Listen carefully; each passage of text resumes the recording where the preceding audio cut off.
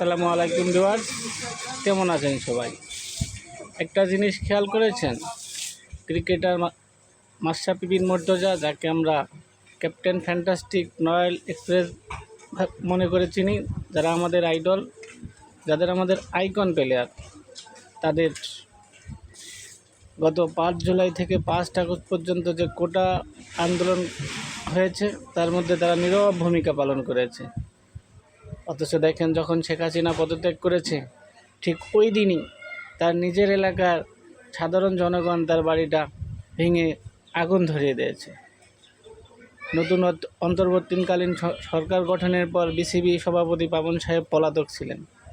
তিনি যদি ছাত্রদের হয়ে একটু স্ট্যাটাসও যদি দিতেন, তাহলে আজ বিসিবির একটা বড় পদে তিনি থাকতে পারতেন। আমার কথাটা কি সত্য না মিথ্যা বন্ধুরা? একটু